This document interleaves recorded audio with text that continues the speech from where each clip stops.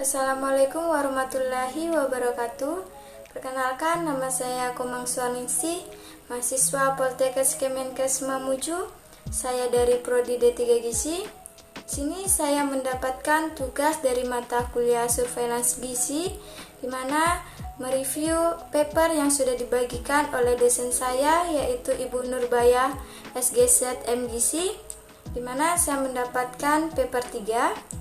Untuk selanjutnya, mari kita simak videonya.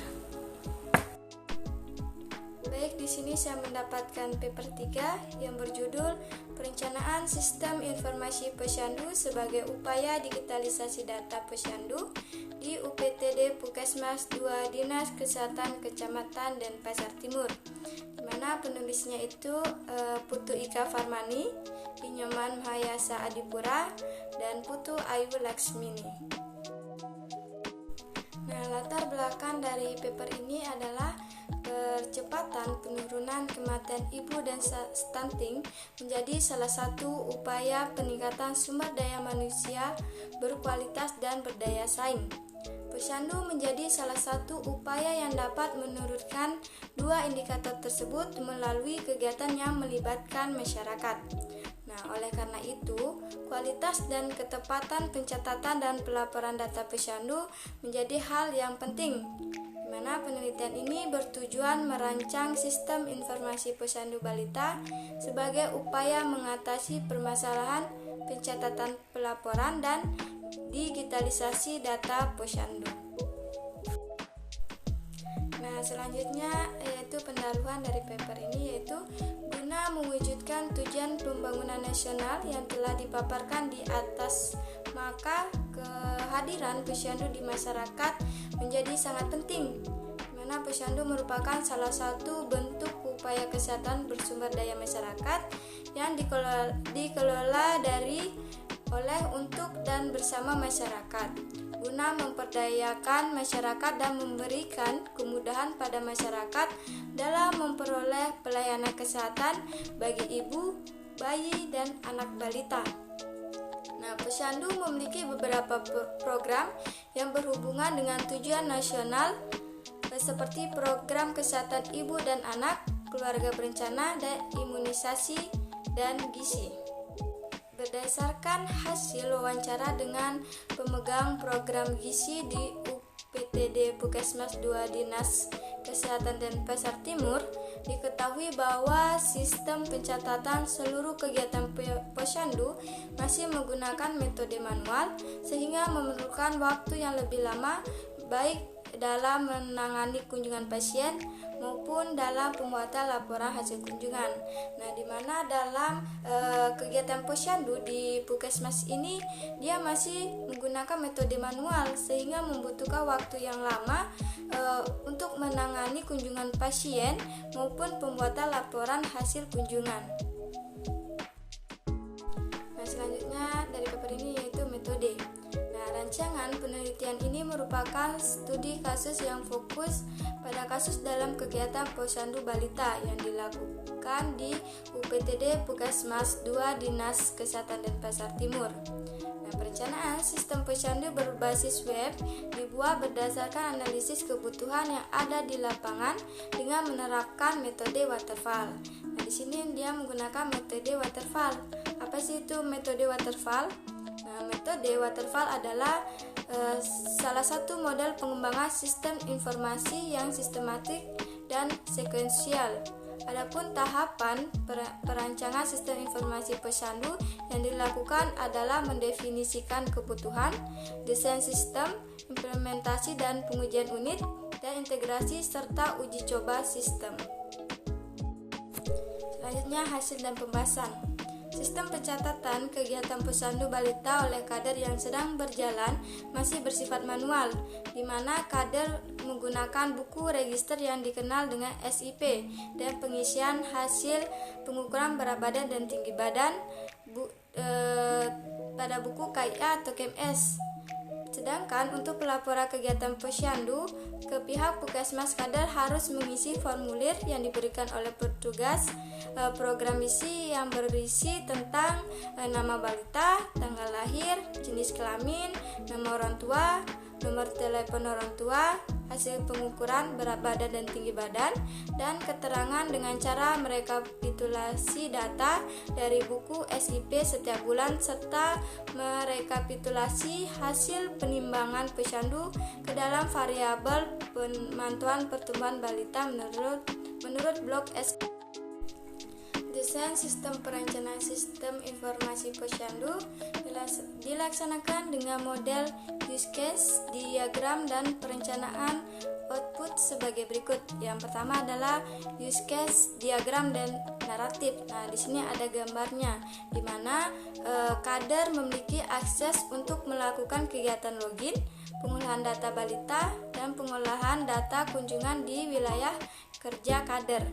Nah, sedangkan untuk admin memiliki akses dalam login, pengolahan data balita, pengolahan data kunjungan, dan laporan kegiatan posyandu seluruh wilayah.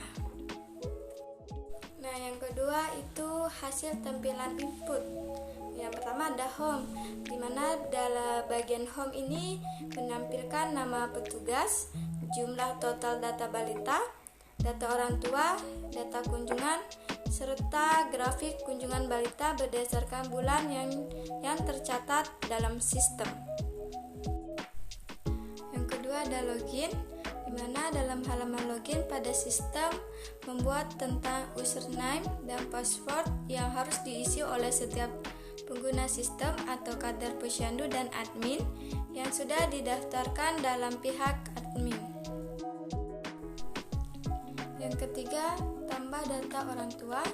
Dalam halaman ini, halaman tambah data orang tua berisi informasi tentang nomor kakak, NIK, nama orang tua, nomor handphone, dan alamat.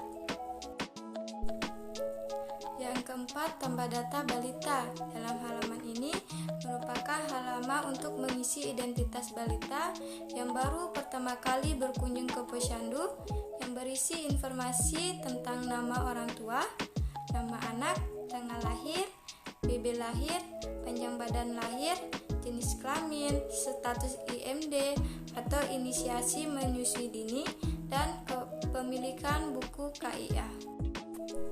Yang kelima itu tambah kunjungan balita.